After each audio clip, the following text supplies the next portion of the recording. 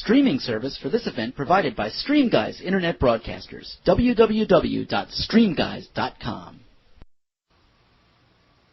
Dear brothers and sisters,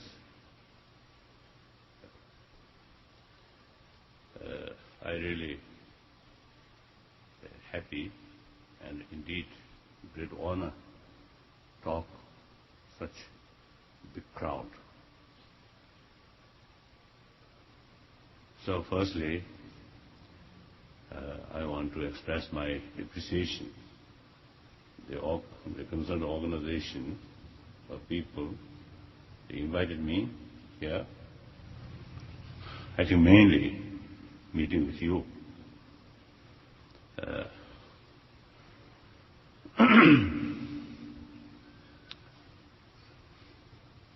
I think I visited this place, what God called Austin. I think first time. Of course, Houston, I have been few occasions, I think 3 or 4. I think here maybe first time. So naturally, I think most of you, I think first time meeting.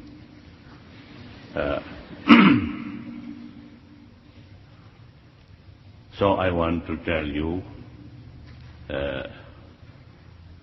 that I'm nothing special. We are same. I'm one of you. Just like that. Of course, I'm not American. But otherwise, we are same human being. So therefore, mentally, emotionally, even physically, we are same. So, while I am talking to you, I just feel I am talking to another human being. And although first time meet, but as I mentioned earlier, mentally, emotionally we are same. Therefore, according to my own sort of experience, I know you. That's another human brother, sister. And then another thing, everyone have the feeling of I. So sometimes it's difficult to pinpoint what is I, right? What is me? What is what is that self? What is that thing we call I? But by nature we have this strong feeling of I. On that level, on that basis, by innate, we have desire, happy life, and successful life. And we have desire to overcome problems. So because of that feeling is something very natural. Therefore, we all have the right to have happy life. That's our goal. And also I believe the very purpose of our life, I feel happy life. Happiness.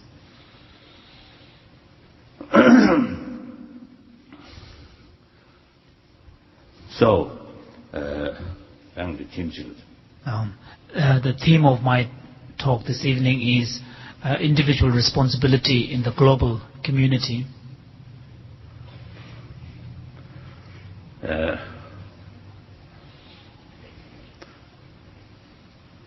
Although I think we human beings and other animals have sort of same desire, and basically we all living beings have same right to exist happily, exist without disturbances. Even I think plants also, they have a certain right to exist. But then we human beings, we have this very remarkable human intelligence, thinking power, right? So this intelligence, I think, unique about a human being. That intelligence sometimes very helpful to achieve that goal, a happy life or happiness. So sometimes that intelligence disturbs more. And sometimes because of a lot of I think hopes and doubts and imagination, right? Therefore sometimes more disturbance in our mental level. I think animal, from that viewpoint, I think animal may be happier. Well fed and no immediate threat, and then remain peacefully. We need not only just the food and shelter, these things, but we need a lot of other things. So a lot of expectations, a lot of doubt, many cases unrealistically, a lot of suspicion, a lot of hope, a lot of a lot of fear. As a result, physically very comfortable, but mentally very unrest because of our intelligence. So that's, I think, basic human nature. So,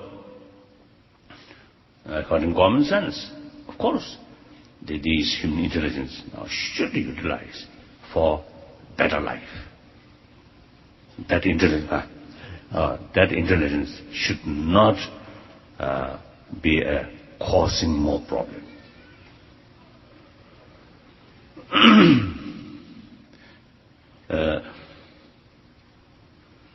So now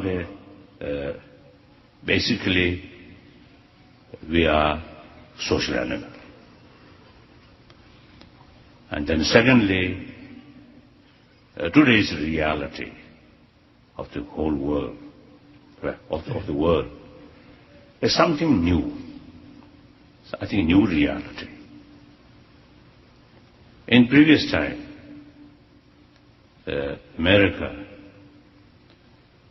of course, isolated.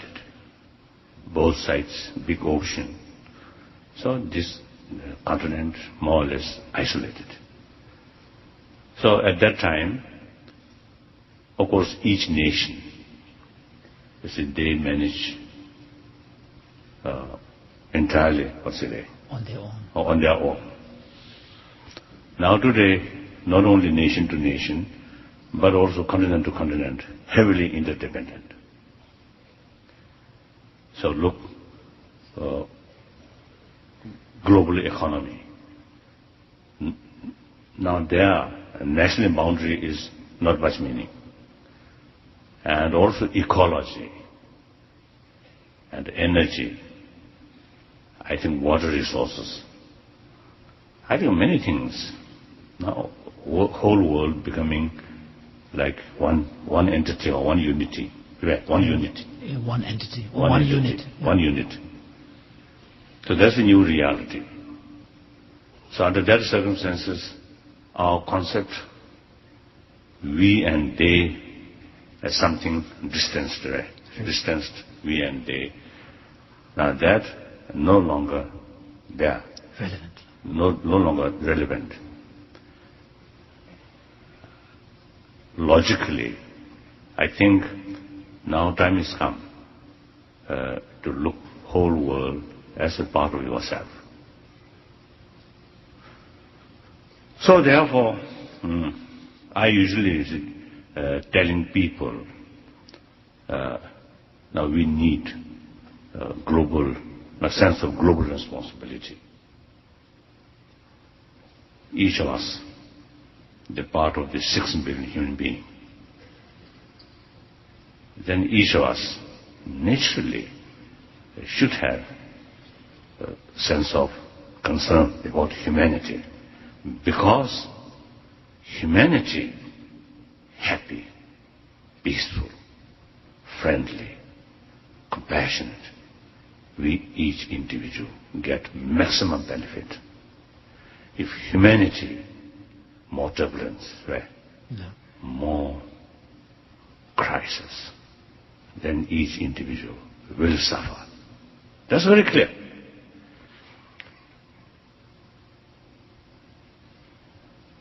And then another thing, I think psychologically, right? Psychologically, think oneself, extreme self-centered sort of attitude. Then although, you see, that extreme, self-centered sort of the thinking, of course, you see, that person take maximum care about oneself. But in reality, think just oneself. That attitude narrowing our mental attitude, Vision. right? Our vision. Just small center, small circle. So within that, even small problems appears something very big. If our mental attitude broadened, think about world, think about humanity, entire humanity, our mind become widened. It's a very broad mind, very broad Perspective. Broad perspective. So in it, one's own problem, even serious problem, appears not much significance. So much easier to bear or to face it. Even some now, the modern medical scientists, one time, I think near in New York, as one occasion, we have some discussion about our health. One physician showed a sort of data. Those individuals who often use word me, mine, I, such person have greater risk of heart attack. Why? Although that person, of course, they are sort of supreme concern, right? Although these individuals who disproportionately use the first person pronouns, although their primary concern is once their own welfare. That's, I think, reflection of their mind. So they are mentally always think oneself. But then reality, more problems, more suffering. So I think psychologically, think more other. And in reality, you get more benefit. And then another thing, from the health viewpoint also, peace of mind is a very important factor for health. Right? Good health. Yeah. For good health. So compassion, or warm-heartedness, or thinking, more wider interest. Because the mind, as I mentioned earlier, is not focusing just one small area, but think about a larger way. As a result, you develop more inner strength.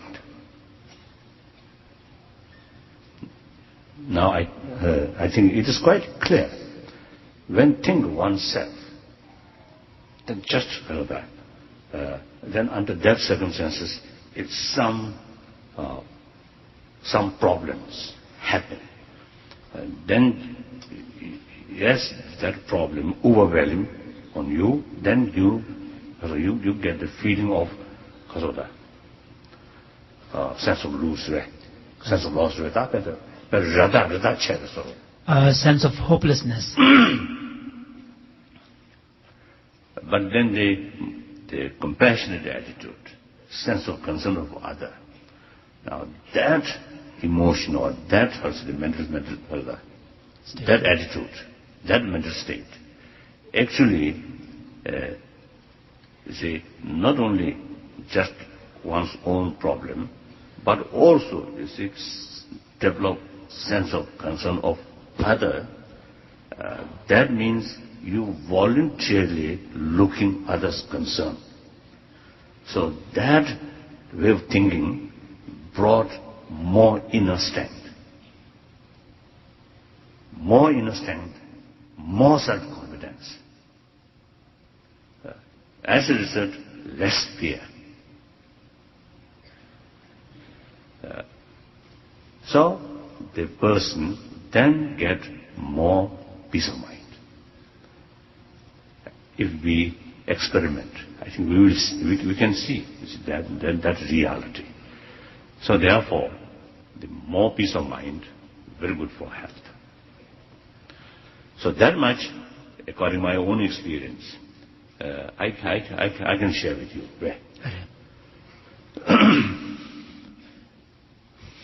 Or large number of people, do you think some sense? Okay. Too much light.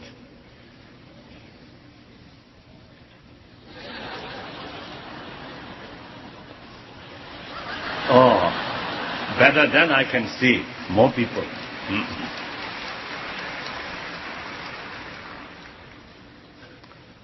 How it looks? Okay.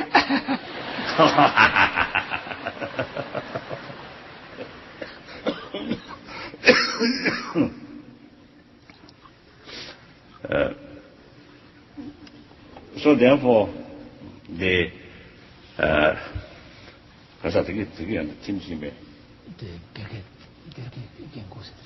individual responsibility. So the think about global sort of interest or global concern is actually immense benefit to individual oneself. You know, I'm Buddhist.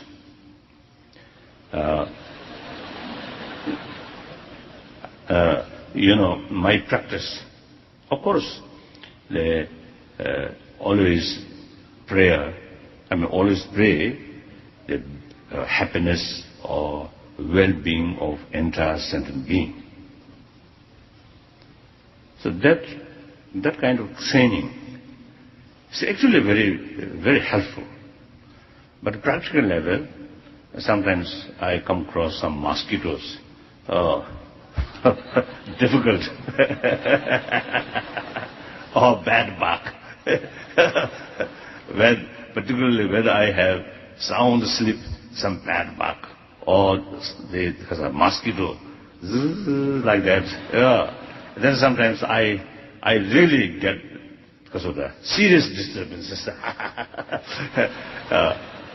But generally, you see, that kind of prayer, that kind of, the training of mind is immense benefit.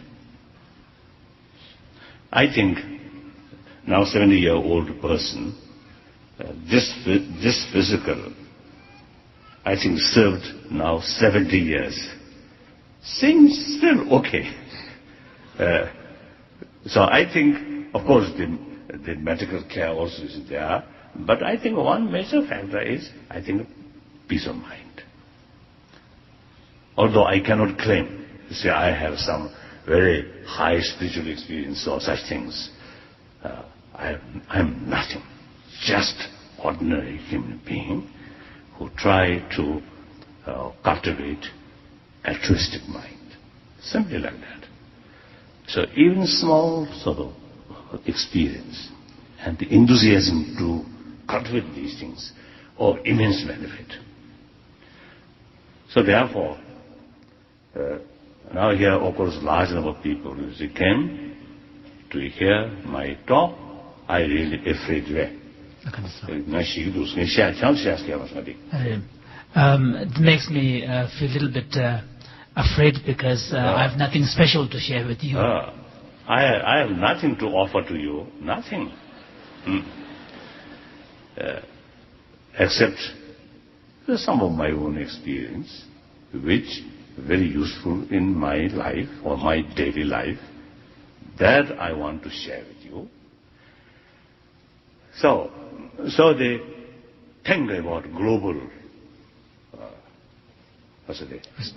global responsibility. Firstly, individual, oneself, get, I think, very much benefit. Then, in reality also, as I mentioned earlier, due to many factors, now world becoming smaller and smaller. Under that circumstances, now we really need the global consciousness. Global consciousness. And our economy, or environment issue, and many fields. Now we need that kind of global consciousness or sense of global responsibility that help us to develop or to bring more holistic sort of view. Now the reality, everything interdependent. That's the reality. But in our mind, sometimes we just pick up one cause or one factor, not clearly see the other factor. So, accordingly, we deal with one factor. But in reality, not only that, but many other factors. As a result, our approach is in reality not realistic. We just left many other factors, pick up just one factor and deal with that. I think today's, many fields in politics or international relations, including international relations or environment issue and many issues, due to lack of holistic view, some unnecessary problems often rise. So then I want to,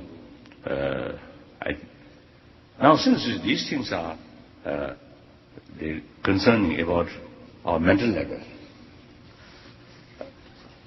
I think the community or people who materially advanced, often people feel or I think false hope. All our problem can solve with material development, and through material development we will get maximum satisfaction. I think that's wrong.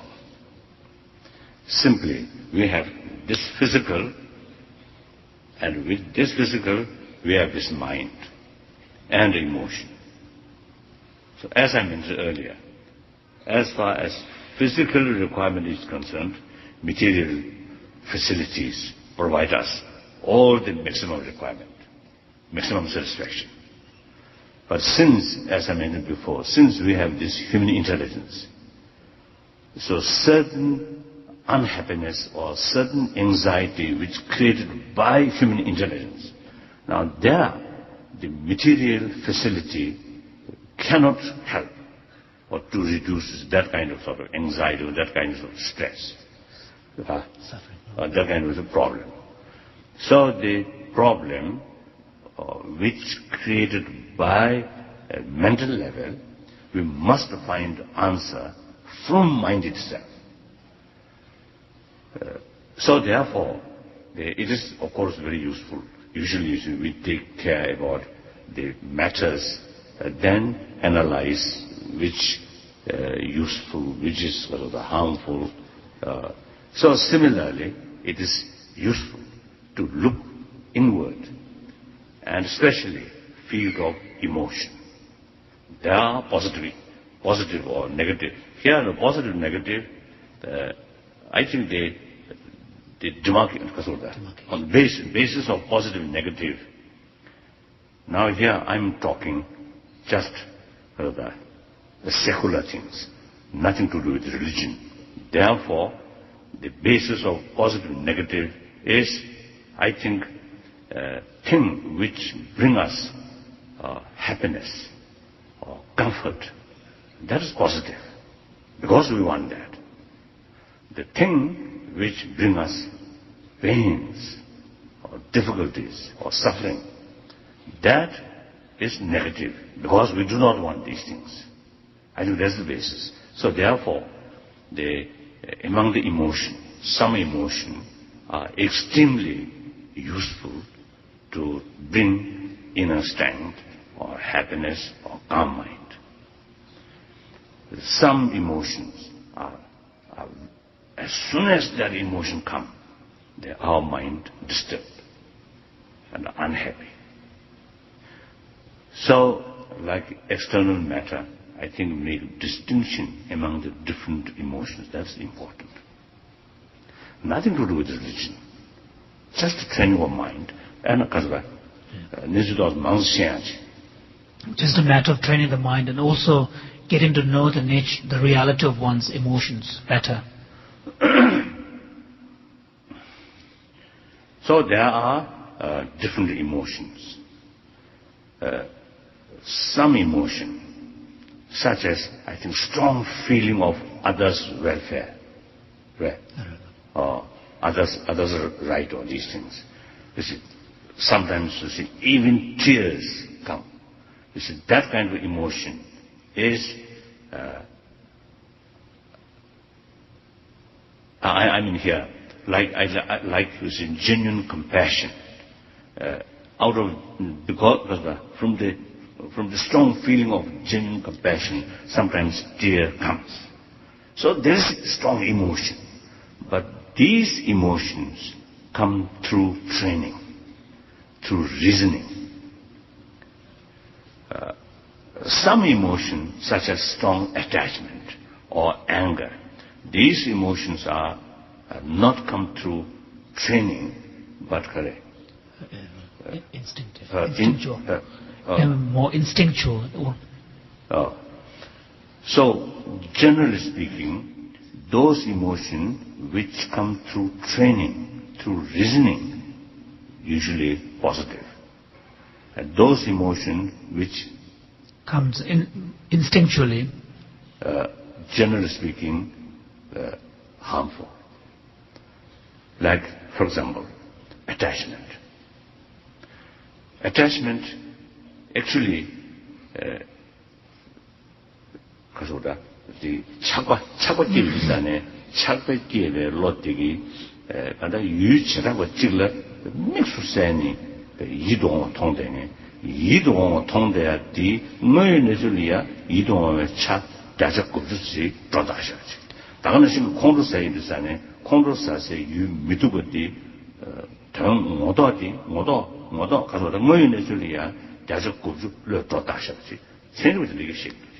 If you analyze the nature of your experience of emotions, such as strong attachment, you will observe within that experience of attachment a kind of a certain projection of quality, of desirability of the particular object that you feel drawn towards. And in that experience, even some mental scientists point out that there is a exaggeration of almost 90% of the quality. Similarly, when you feel anger towards a particular object or hostility, again, in that emotion, the quality that you see of undesirableness of that particular person or object, again, there is an exaggeration of over 90%. And this is something even the medical, the mind scientists even acknowledge today. Recently, I met one old, I think, psychotherapist or something. I think over 80 years old, very experienced. I met in Sweden. I have some discussions. He told me like that. So there's some Buddhist psychology also mentioned that. Of course, now this not as a religion, but just part of training of mind. you see, the explanation about emotion there. So that's I usually consider Buddhist science, not religion. So it is useful, you see, to analyze our inner world. Sometimes, you see, we exploring outer space, I think with billions of money, dollars.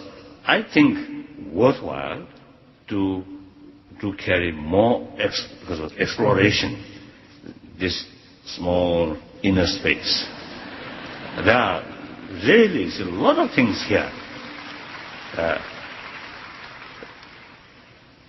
So you see, so they think more our inner world. Then you will find inner values. I think that inner value really makes you more happier. Another way to look this, now, the happiness, satisfaction, is a mental attitude. State of mind. It's a state of mind. State of mind. So therefore, the mental function is the kanda digisa nang thojik shebe thojik the keshigo itisane digisa modo de nang do shilno. So when we speak about our happiness or human happiness, we can only understand the concept of happiness on the basis of a human experience of feeling and a state of mind. Therefore, when we speak of happiness, we cannot try to understand it externally. So, I want to share the several thousand people here. Usually, of course, I think everybody is taking concern more about your comfort in your own house and your earning or your fame or your job, like that. I think worthwhile to think at least few moments in a word. And as I mentioned earlier, exploring our inner space. I think you will get some benefit. Then through that way, our mind becoming more calm, more stable. Under that circumstances, with that, then some shocking news or some tragedy, if your basic mental attitude is calm, strong, then these unfortunate events, of course, may disturb some extent, but will not, because of that, bring some trauma or some shiuji. So when you have that kind of basic stability of the mind, of calmness, then when you confront adversities and tragedies, although of course it will naturally disturb you, but that disturbance would not be drastic and radical. There's Tibetan saying, if bad news come this year, then let go out from this side. So your basic mental state remain calm, not much disturbed. Then secondly, whenever we come confront that kada kengen ji training you do na namsan kengen di chachime chomung du staya different angle that catch. And secondly, whenever we confront adverse situations, one thing that is very important and helpful is to try to look at the same event from different angles. Everything relative. Therefore, any event, there are many different aspects. So one aspect could be very bad, very painful. But the same event, if you look from another angle, you may see some positive elements. That usually I do. some sort of, painful experience happen, or some very serious sort of situation is facing, then try to look at from different angle. Then there is often a possibility to see some positive aspect. Then also the Kenyan Chumbekadula could be some Yaustantuna, Kenyan di Simsu Geada, see Kenyan digging, Lurjanayadri. And sometimes when we confront situations of adversity and tragedy, and if we can rise to the challenge properly, sometimes it is possible that as a result of that tragedy and challenge, we can learn something, we can grow ourselves, and sometimes it can become an opportunity.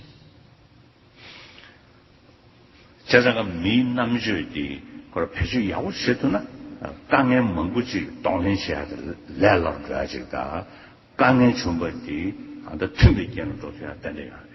So the marvelous intelligence that we human beings are gifted with, if we can employ it skillfully and correctly, not only will it enable us to cope with tragedies and adversities more effectively, but in fact it can enable us to creatively transform these adversities into positive opportunities as well. So that's about, you see, the reason and the global sometimes where so these are the various premises upon which I promote the idea of global responsibility on the level of individuals. Now I want to tell you some of my basic, commitments. Two commitments. Number one, my commitment is promotion of human value, which I already briefly talked or explained. Our inner value, inner strength, these are very, very helpful to sustain peace of mind, and through that way, happy life, successful life. I think it is quite clear.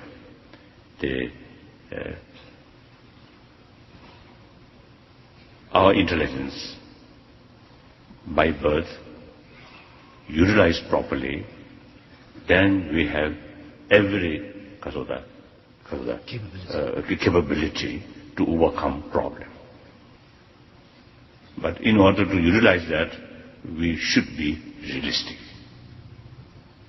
Now, in order to see the reality clearly, and in order to approach more realistic way, now this afflicted emotion is one of the obstacles. So I think the most destructive element of the afflicted emotion is you can't see the reality. That's one thing. Then I think basically I believe human nature is more gentleness, more compassionate. The reason from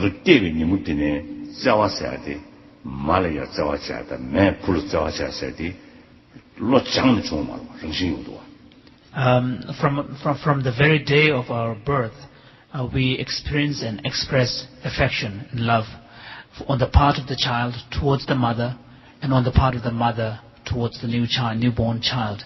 And this is something that we were not taught and trained. Rather, we do it naturally from the very day of our birth. Then also anger, aggressiveness, these also part of our mind, but these occasionally come, not permanently. So therefore, although these negative emotions are also part of our mind, but not dominant, the dominant is human affection. Why affection come from by naturally, right? No, by birth. By birth. Because it's the crucial factor for human survival of the human being. Now, I often used to wondering, some animals, some like butterfly or some turtle, you see, the mother lay down their egg. Then, like butterfly, the mother often soon die. The turtle, the mother then left. So I think the offspring of them, I think they never meet, right? Never meet, you see, their mother. So because of that nature, I think these offspring, if we put together their mother and offspring, I don't think they have the ability to show affection one another. Because nature creates that way, they have to survive by themselves, not depend on others. So other animal, like like those mammals who are sustained by mother's milk, and also birds, their survival entirely depend on their mother who are feeding them. So such case, by nature, is instinctively, right? There's some kind of closeness feeling come, because it depends their survival. So we human beings belong to this category. So therefore, these are basis of our survival, and therefore, I think whole life, human affection is, I think, very, very important element. When we are little grown up in school, where if teacher shows affection, in the home parent shows affection, then those children, I think, much happier. And their physical growth also become very good. Their mind also remain clear, so their study is better. Other hand, those children in school, teacher not showing affection, but sometimes beating or lack of support. And in the classroom, something cold. And home also, the parent either divorce or just one parent, and the parent also very busy carrying work, and nobody looking them. I think in the atmosphere in the home, cold. I think then these children, I think, suffer immensely. So physically suffer, mentally suffer. The worst thing is when these children become elder, I think they feel very difficult. They find it very difficult to show compassion or affection to others, because they are on their upbringing. So therefore, at the young age, affection is very, very crucial to not only survival, but to sustain these good values, good qualities of human being. Then, obviously, when we're sick, when we visit hospital, the physician may be very, very expert, but without a smile and treated you like a machine. And sometimes we feel,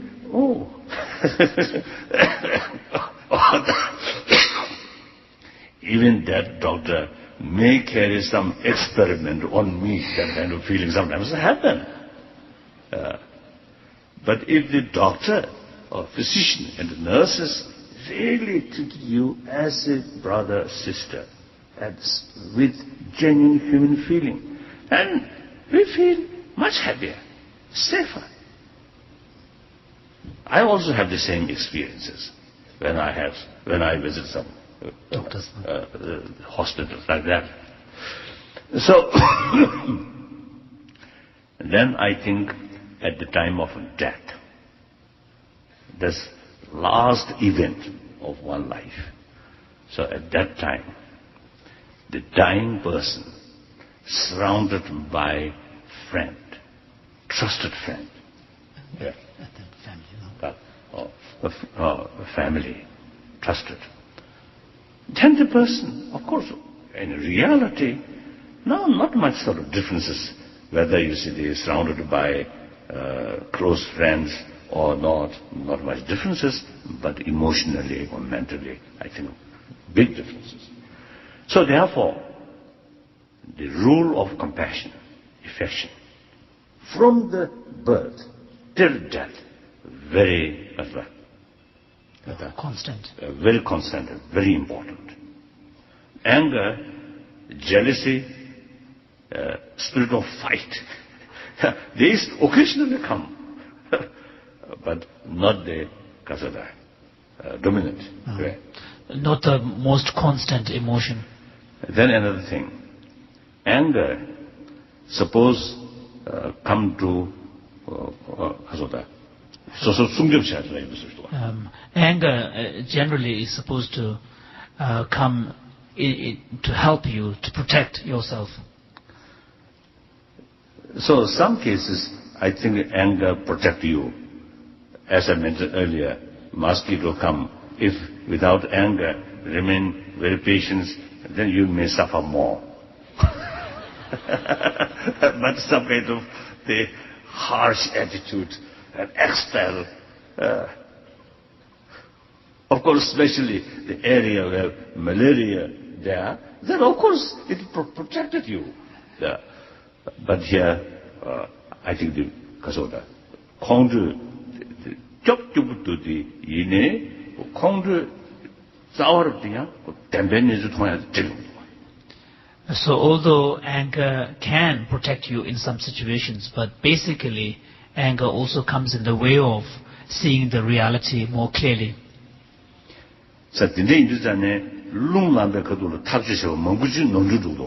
It is because of this, when you take decisions in the heat of anger, these decisions are often the wrong ones. I also, sometimes I lose my temper. So I use harsh words.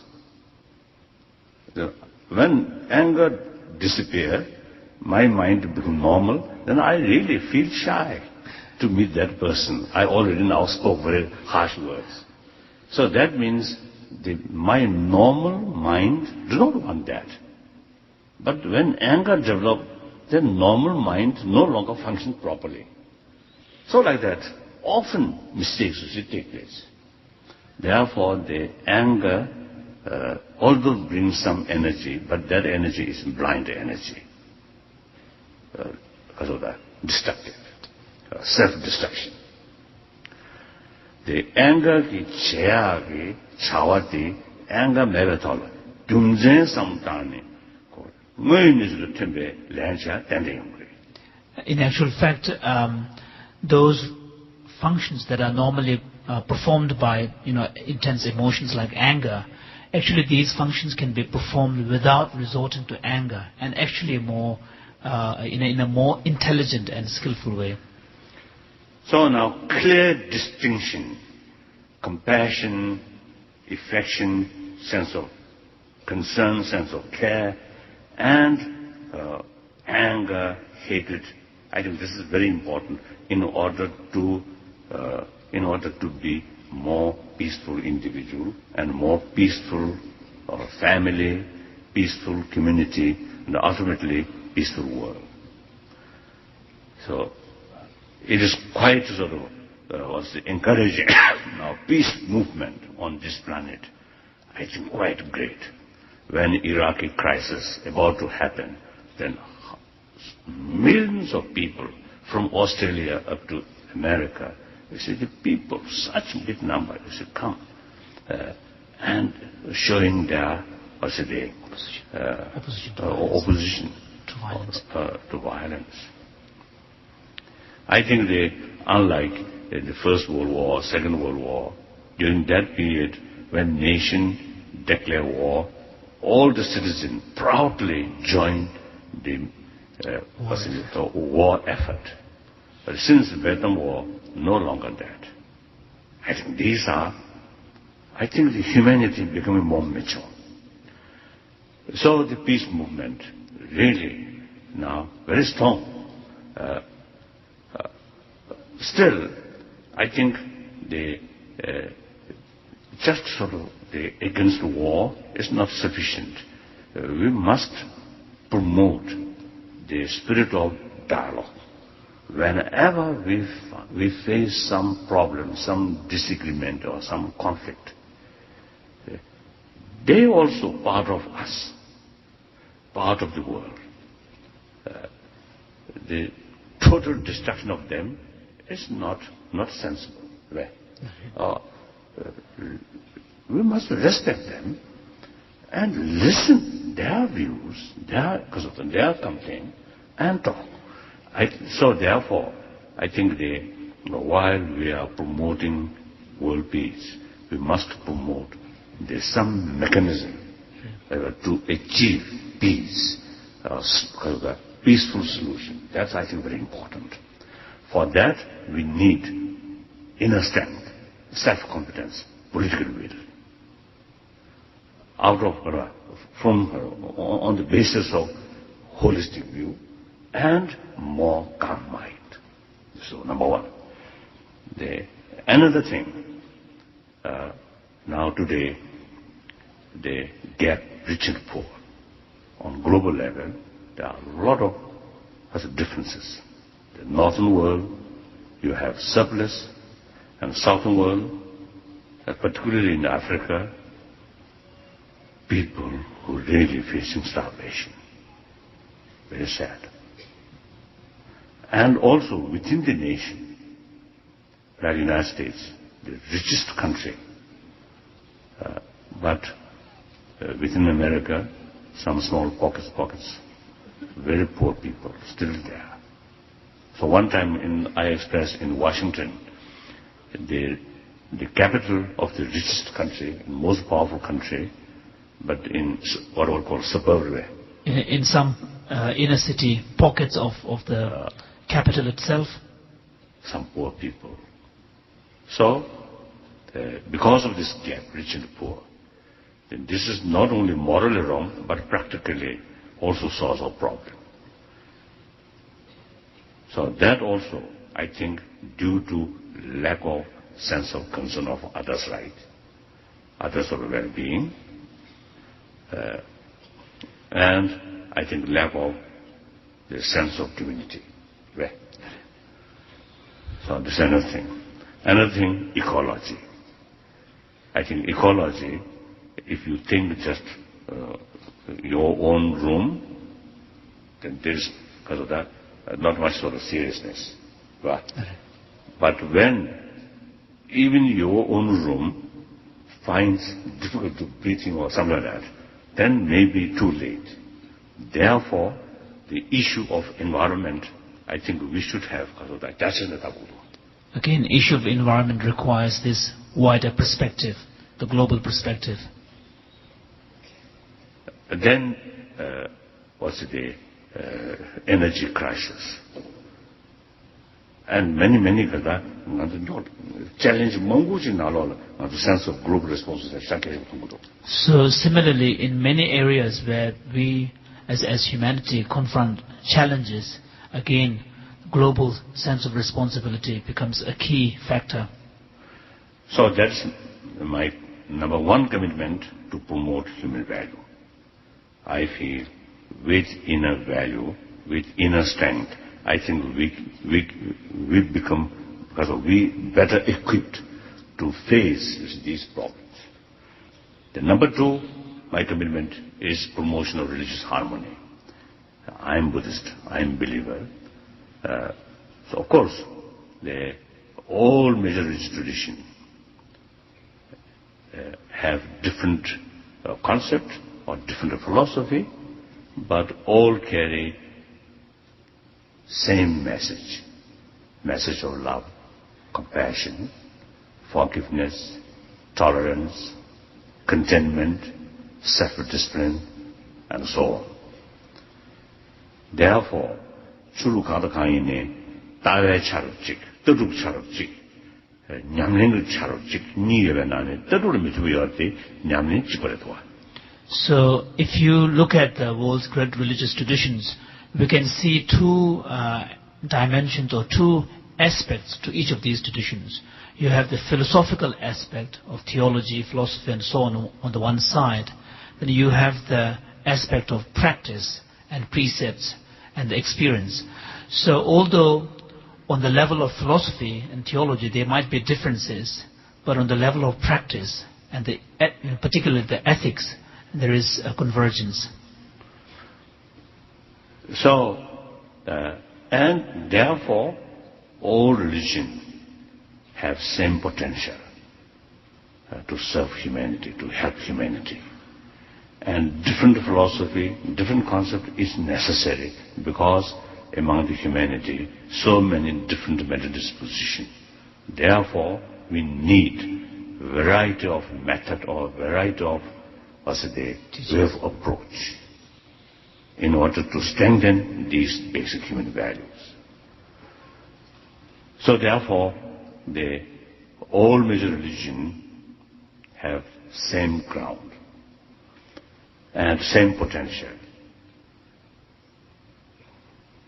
So on the basis of understanding that, we can develop. We can come together. We come together, we can develop real closer understanding. Now in this respect, I think I made a little contribution, closer understanding. So that's very important because religion, now 21st century, I think still when people facing desperate. Now for example, we listened was today, hurricane sort of disaster as well as September 11th sort of event, when people totally sort of shocked and lost hope. And during that moment, I think religious belief provides hope. And some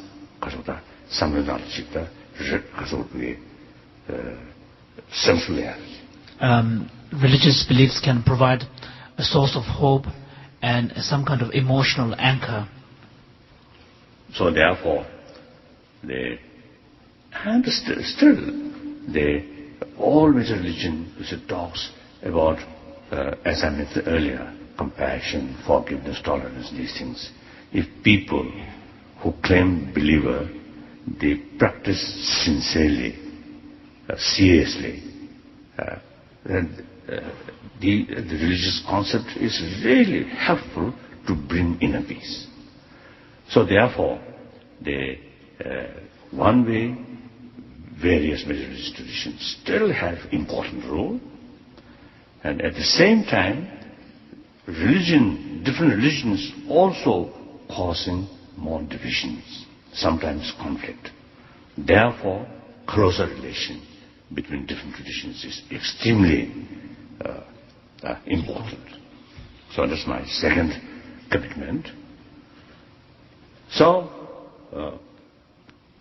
now several thousand people here, if you feel these concepts or these views as something interest, then think more, further investigate, and carry experiment on your own day-to-day life. And if you think these word weather, these ideas are not much interest, then forget it. No one imposing you. So Just like that. So that's about my talk. Now, some questions.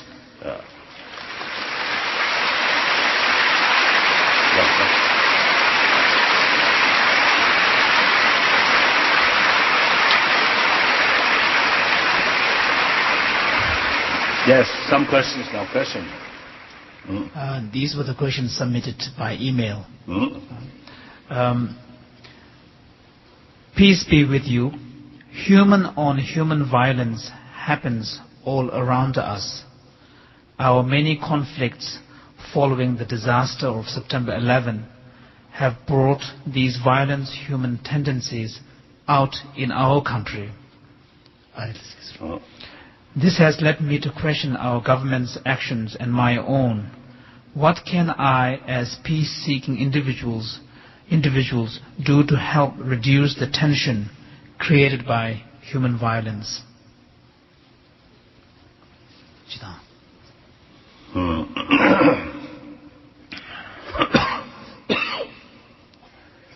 I think some man-made problem which we are facing, including these terrorist act, right? Terrorism.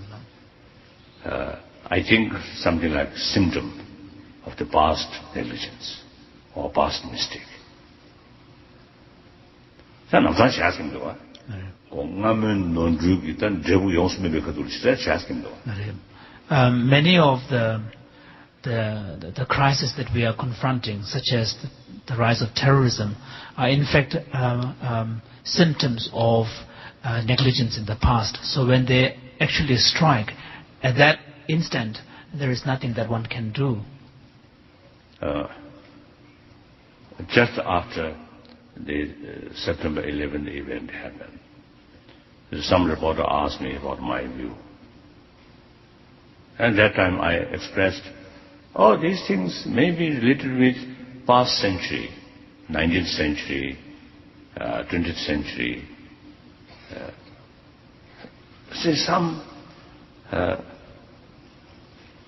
East, West, modern, traditional, modern and tradition, and this religion, that religion.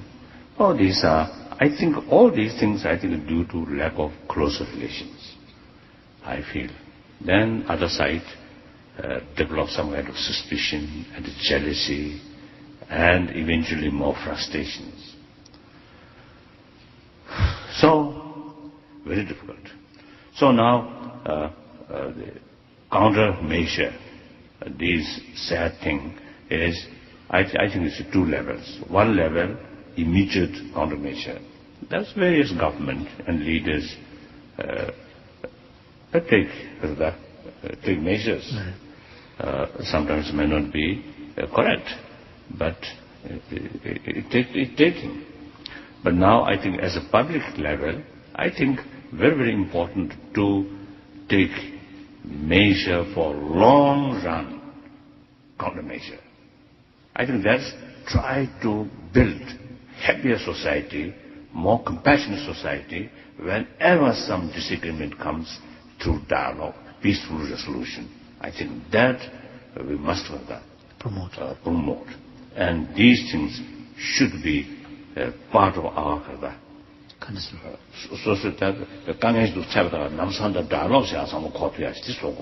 So as individuals, members of the public, we need to create a condition in the world where whenever we confront crises, our instinctual response would be to try to resolve that conflict through dialogue and negotiation.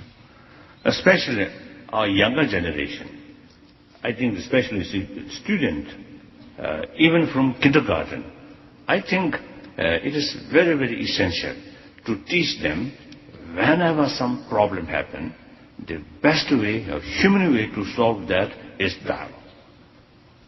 I think some kind of training, some kind of education, from kindergarten as well. Beginning from the kindergarten level upwards. So our next generation, our younger generation, I think we should equip in their mind, whenever they see some problem, some conflict, then they automatically, their sort of response is how to solve this through talk. I think that's important. How would you define empathy and its place in U.S. society? 可是，这个这回事。这个肯定是 define 能力吧？근데 어디 지도 나냐? 그 어디 지도 나로네. That its place in U.S. society. What is that point? That's all. 뭐다? 개취중 같은 이유나. American society also human society. I think American also born same human way. So the empathy or compassion is very necessary. Very necessary. Like you see, in New York or Los Angeles, a lot of people, but sometimes you see some people among the millions of American, but in deep inside loneliness. Why? Unhappy. Individual could be billionaire, but inside the self very unhappy. I met some professors or some some rich family member.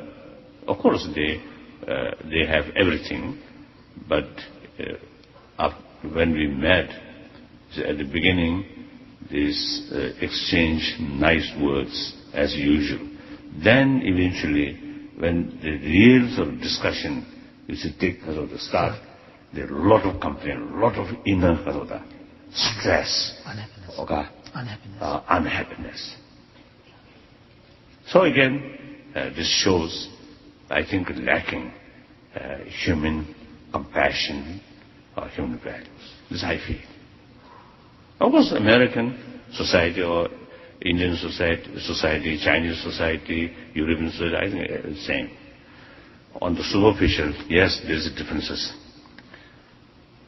When I talk American audience, they usually is more sort of like phew, like that. You see, that kind of sometimes you express more sort of more easily. When I talk with British Englishmen in England, when I talk, even sometimes I joke, they do not laugh easily. So there's differences. Otherwise, you see, they all are same.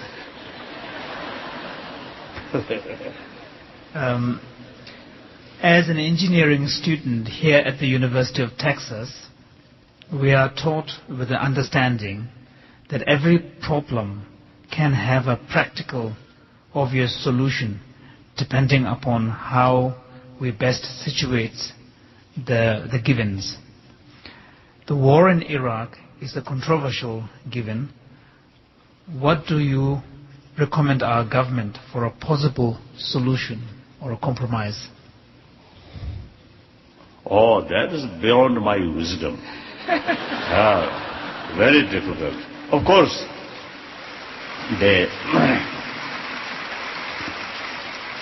September 11th, this unbelievable event happened.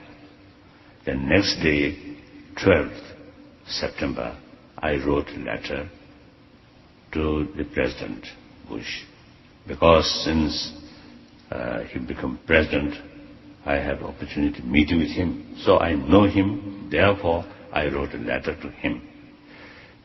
While I express my condolence, and I also express the best way to take countermeasure for this terrible thing should be more peaceful, more non-violent way. That I expressed. But then you know, like in the past events in the 20th century, I think Second World War, although immense violence, but protected or saved Western civilization. European civilization. Then Korean War saved South Korea. Not only freedom, eventually democracy and prosperity. But Vietnam War, same motivation, same goal, but totally failed. So the Afghan crisis seems, I think, some positive result now coming. But Iraq is, I think, too early to say.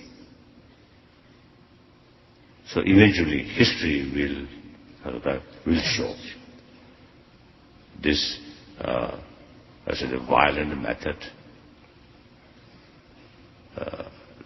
produce some positive or negative. Only history shows. At the moment, I think too early to say. But of course, the American, I think, motivation and goal for democracy, open society, prosperity, of course, right. But method, of course, any violence, unpredictable. Although your motivation is sincere, as I mentioned earlier, the Vietnam War, sincere motivation, but because method, the violence. So I think the 세월 탑식이 그 생리로 찍기 unpredictable one. One of the characteristics of a violent method is its unpredictable nature. Once you commit it easily can become out of control. Because of the violence, counter-violence, another violence, more violence, and more casualty, more hatred. It's sad, very sad. Some occasion I express, if you handle not properly, then today 1 Bin Laden, after some time 10 Bin Ladens, then 100 Bin Ladens possible. So therefore, now these are long run very much related with human emotion, the negative emotion. Then now this terrorist act, just a few individuals can carry with modern equipment. Then these things really terrible. Now, of course, difficult. But I think long run, the only method is change here. That's the only way.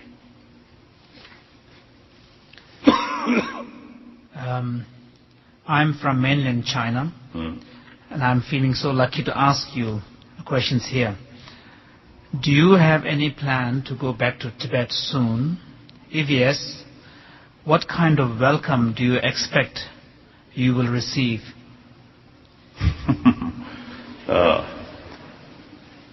I already asked Chinese government. Since last 3 years, we renewed direct contact with Chinese government. So now, so far, 4 meetings already took place with Chinese officials.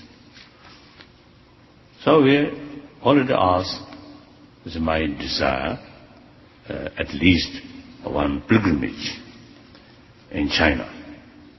Because since 1954, when I was there in China, I asked Chinese government, one of my wish or desire is to visit, I think the questioner knows the Wutashan, the 5 peaks of mountain. That traditionally Mongolian, Tibetan, and also Chinese, they believe that is a very sacred place of Manjushri. So therefore, at that time, I expressed my desire to the Chinese government. Then, of course, at that time, I think it is true, the road is not good. So the concerned officials say the road is bad, so next time. So now that next time, now almost I think almost 50 years now passed. Almost 50 years passed. So again, this time I express my desire on pilgrimage. But then officials say, this is more, not easy. So the official, they replied to my representative, they should report to their superior. So, like that. And return to Tibet. Of course now, our struggle, at the very purpose why we remain outside as a refugee, the 59, not due to civil war among ourselves, or not due to nature disaster, but some political reasons. So therefore, we become political asylum in India. So one, actually in 1973, 74, we make up in our mind in India, sooner or later we have to talk with Chinese government. So then the question of independence, of course, out of question. And for our own interest, for material development, remain within the people of China is our own interest. Therefore, I call then that time, since then, we decide when some dialogue or some contact develop with Chinese central government, then our position is try to establish meaningful autonomy within the People's Republic of China. So since our side, we made our mind and finalize.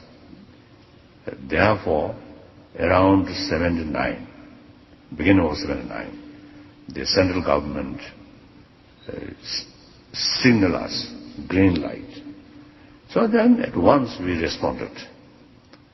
And my personal emissary visited China. And fortunately met late Deng Xiaoping. And Deng Xiaoping stated, besides independence, anything can be discussed. Of course, our side, we already decided that. So since then, we developed this direct contact. And in 1979 and 80, we had some delegations, something like fact-finding delegation visited Tibet. I think four or five delegations visited. And my personal emissary visited China more than 12 times. 12 times. Then in early 80, the Chinese government give us a 5-point proposal, mainly about my return. And we told them, this is not issue. The issue is 6 million Tibetan people's basic right, their welfare, well-being, right? No. Their well-being. So once that issue tackled, then about 150,000 Tibetan refugees, including myself, and automatically will return.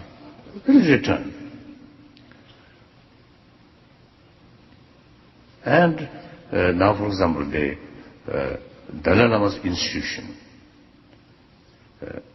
as early as 69, I officially stated the institution of Dalai Lama whether should continue or not up to Tibetan people. And meantime,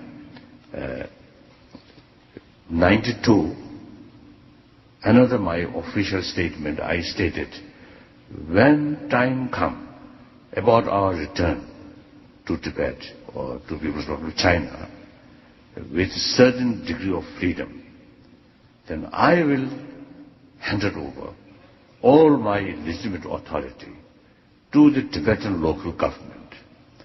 That local government should be, hopefully, democratic government. While we are in India, now around 92 or 91, we already achieved elected political leadership. Our exiled government had the political leadership through election. Now we already have elected political leadership. Since then, my position is a semi-retired position. So I am very happy. I have more free time.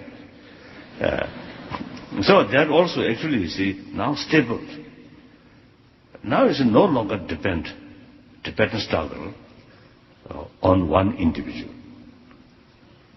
Even I die today, yes, we already have sort of elected whole sort of body or system.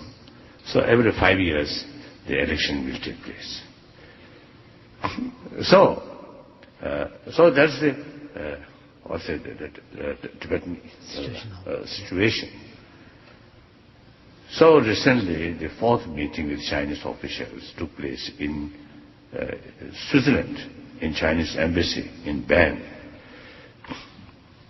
The nature of the talk or meeting from first, second, third, fourth seems some progress.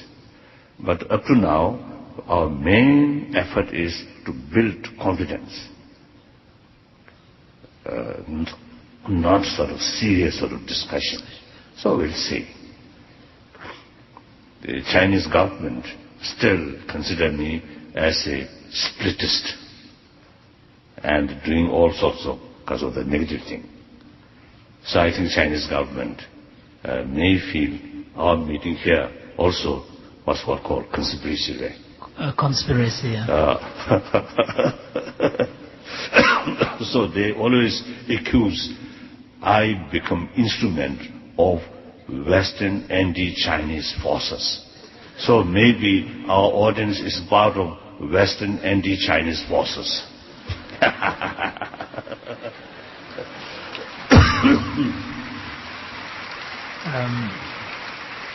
In our lifetime, should we devote ourselves primarily to achieve world peace or to achieving inner peace within ourselves? Usually I call internal disarmament and external disarmament. Firstly, cultivate compassion within ourselves and reduce anger, hatred. So that is the task of inner disarmament. Then that gradually lead genuine external disarmament. First step, this world should be free of nuclear weapon.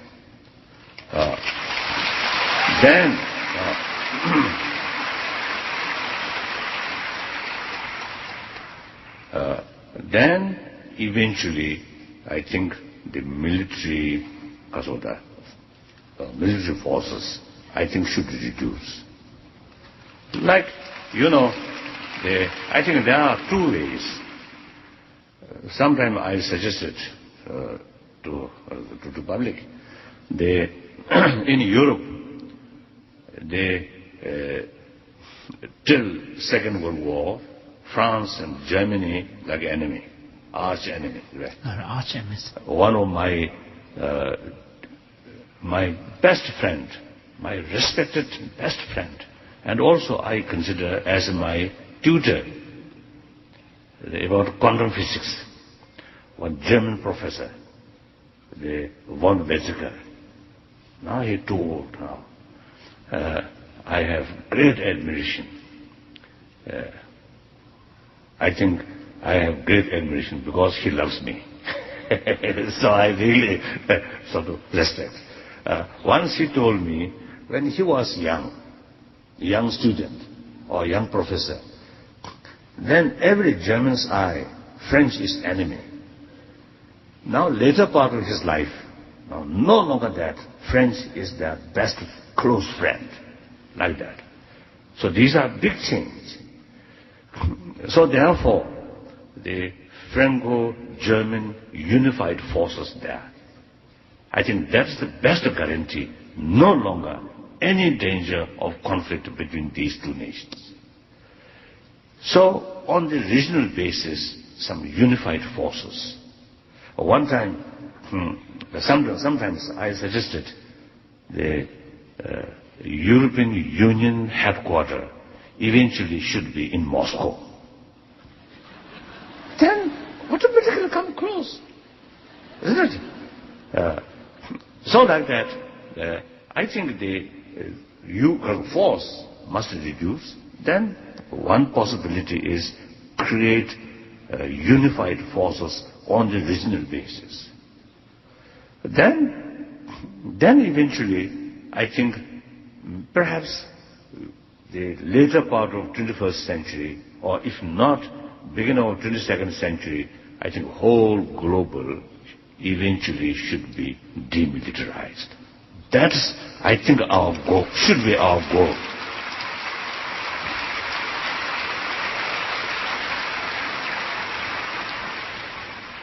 So that's the way. First, look ourselves. Try to become a genuine, peace-loving person. Not just a word. One time in the Soviet Union, they always call peace-loving nation. Meanwhile, prepare all these nuclear weapons. That's hypocrisy. We genuinely, when we talk about peace, firstly, our own way of thinking should be compassionate one. Then within our own family, whenever you find some disagreement, solve through human way, not by force, not by sort of fight. Fight. And then our community. That's internal disarmament. Promote spirit of dialogue. Then that make example to other, same way. Then once we develop that kind of society, then leadership come from that society. I think leadership come from that kind of society. Their way of thinking will be different. Meantime, through education and through media, I think through various sort of concerned circles, I think should make more effort. So, then next question. Last question. I think last two questions. Last two questions. In less than a month, I will turn 50. In the half century of my lifetime, the majority of the world's population has never been truly free from war. If there was one ethical teaching or a principle you could communicate to those of us here today that could help bring about peace on whatever level and help to eliminate suffering, what would that be? No. I just said it. Yeah, I've just shared my thoughts on this. Besides that, I have nothing special. So that's my basic belief. So we already discussed. The next question. While there are more pressing issues to discuss, I am almost embarrassed of my simple question. However, I am confident that the audience will cover them. This leads me to ask my humble questions, which is, what type of music do you like? Let us say when you are traveling or exercising, who is your favorite musician or singer? Na music ya tonajon amare. Na music tonajon meslo na musician na magachi bedo. Frankly, I don't really have much interest in music, so if I were to say this, perhaps it might disappoint the artist who might be here. Meantime, I of course admire or appreciate those people who are musicians or singers. Of course, I think immediately you provide some kind of peace of mind to the large number of audience. Then secondly, I think some sort of what's the message of love, message of peace.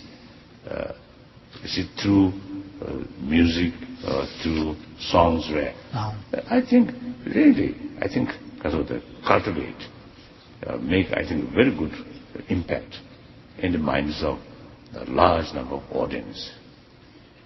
So I admire. But meantime, I personally, no interest. I think they not only interest, not only not interest, but also sometimes I a little bit agitated. Because irritated by the noise. Irritated, you see, because recently I was in Berlin, one hotel. I sleep there. Right? No, I stayed there. I stayed there. So about 8 o'clock, I start to sleep. So then next block, one hall, I saw, you see, the different lights, green or red or like that. You see, there's some changing. Meantime, I heard like that. So you see, that music remained whole night. A lot of disturbance about my sleep.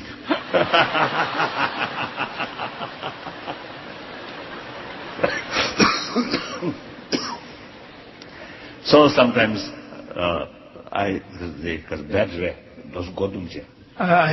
tug myself and cover my head with a blanket. So, like a mosquito, little irritation.